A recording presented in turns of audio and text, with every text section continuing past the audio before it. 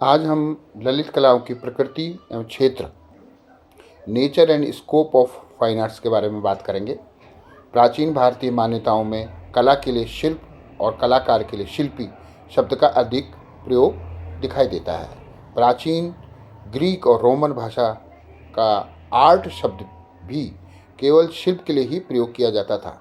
18वीं शताब्दी में सौंदर्य शास्त्रियों ने शिल्प और कला के विभाजन उपयोगी एवं ललित कला के रूप में किया और 19वीं शताब्दी के आते आते कला शब्द में छिपा हुआ सौंदर्य बोध इतना प्रबल हो उठता है कि पुराने विश्लेषण ललित फाइन आर्ट्स को हटा देने पर भी अपने अपेक्षित अर्थ को पूर्ण रूप से दिखाई देता है।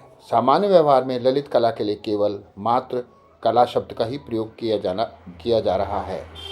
ललित कलाओं की प्रकृति, nature of fine arts. Lalit कलाओं का संबंध मनुष्य के सांस्कृतिक विकास, भावों की सौंदर्यात्मक अभिव्यक्ति एवं लोकोत्तर जीवन से है। ललित कलाएं हमारी मानसिक आवश्यकताओं की पूर्ति करती है। ललित कलाएं मनुष्य के जीवन को आध्यात्मिक आनंद एवं सुख से भर देती हैं। ललित कलाएं मनुष्य को ऐसी स्थिति से मिलाती हैं जिससे परम सत्य या परमानंद की स्थिति कहा जा सकता है। ललित कलाएं आनंद का स्रोत है, पारलौकिक सौंदर्य की वाहक हैं जो हमारे जीवन को संवारती हैं। ललित कलाएं कल्पना के सहयोग के रूप में सृजन करती हैं। सृजन ही इन कलाओं का सार है। इस प्रकार ललित कलाओं के द्वारा मनुष्य शांति सुख का अनुभव करता है और उसकी सहायता से हम अपने जीवन को संवारते और सजाते हैं। ललित कलाओं के सौंदर्य आवश्यक रूप से जुड़ा हुआ है। किसी भी अच्छी कलाकृति को देखते ही मनुष्य स्वतः ही भाव विभोर उठता है और उस कलाकृति को देखने में लीन हो जाता है। यह स्थिति परमानंद की स्थिति होती है जिसमें मनुष्य अपने आप को भूलकर आनंद की प्राप्ति करता है। भारतीय आचार्यों ने कला के जिस उच्च स्वरूप की परिकल्पना की है वह अत्यंत महत्वपूर्ण है। जैसे इस चिंतन से स्पष्ट है कि जो कला परम आनंद प्रदान करती है वही श्रेष्ठ और सच्ची कला है। ऐसी कला कल्याणकारी भी होती है।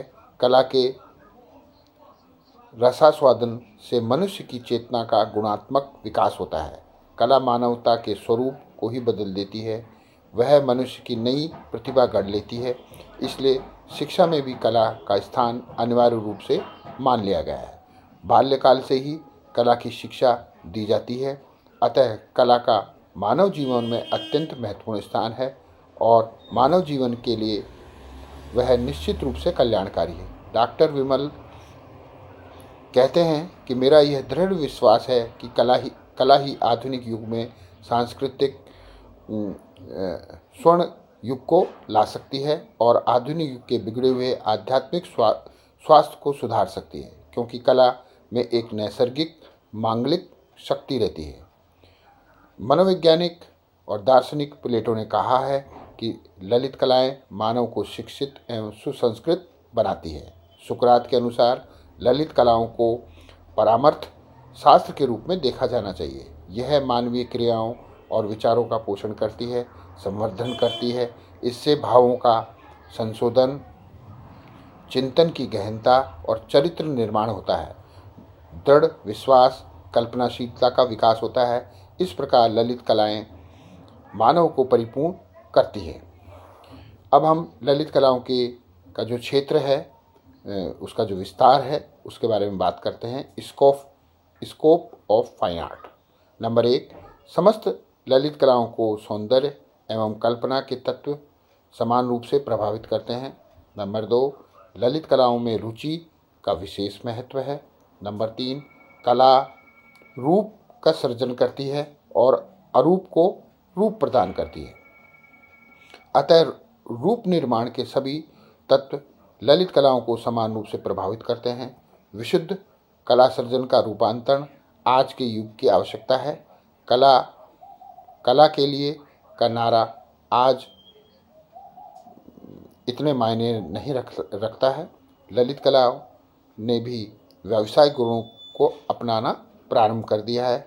और आज सर्वत्र प्रचार और प्रसार के माध्यम के फलस्वरूप आधुनिक जीवन में भौतिकतावादी दृष्टिकोण तथा उपभोक्ता दृष्टिकोण का जन्म हुआ है, जिससे प्राचीन मान्यताओं और परंपराओं का खंडन हुआ है। अतः ललित कलाएं इन तत्वों से समान रूप से प्रभावित हुई हैं। आज विश्वविद्यालयों के ललित कला संकायों में व्यावसायिक कला की शिक्षा दी जा रही है तथा एक विषय के रूप में व्यावसायिक कला को ललित कलाओं में सम्मिलित किया जा रहा है। इस प्रकार कलाओं में भोग तत्व यानी कि आनंद, रूप तत्व यानी कि आकार व प्रतिपाद्य तत्व मतलब प्रस्तुत करना और ज्ञान का तत्व की उपस्थिति विद्यमान रहती है। ललित कलाएं एवं व्यावसायिक कलाएं समान रूप से सौंदर्यात्मक और सृजनात्मक मूल्यों, आदर्शों, विशिष्ट लक्षण आदि को के गुणों का विकास करती है और मानवीय जीवन को जीने योग्य बनाती है। वर्तमान में आंतरिक सज्जा, जिसको कि इंटीरियर डेकोरेशन भी कहा जा सकता है, वस्तु सुसज्जा, फैशन डिजाइनिंग आदि कला क्षेत्रों के नवीन क्षेत्रों के विकास और कला के समृद्ध होते स्वरूप को अभिव्यक्त करता है।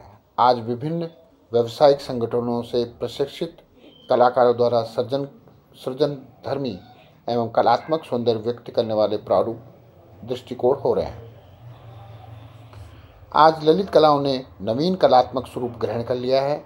नैतिक एवं आदर्शों की स्थापना के लिए प्रचार एवं प्रसार सामग्री का उपयोग हो रहा है। आज वर्तमान की कला आज के लिए एक भ्रमपूर्ण अवधारणा रह गई है, जिसमें समाज, मनोविज्ञान, सहचर्य, समाज के तत्व कलाकारों को नई दृष्टिकोण प्राप्त कर रहे हैं। आज ललित कलाओं में उपयोगिता के समान कला मूल्यों का न्यूनाधिक रूप से प्रयोग किया जा रहा है। किसी भौगोलिक सीमा में वही कला उपयोगी होती है तो अन्य देशीय सीमा में ललित कला उपयोगी हो सकती है। कल हम ललित कलाओं और उपयोगी कलाओं में क्या अंतर है और क्या समानता है, इसके बारे में बात करेंगे। Thank you.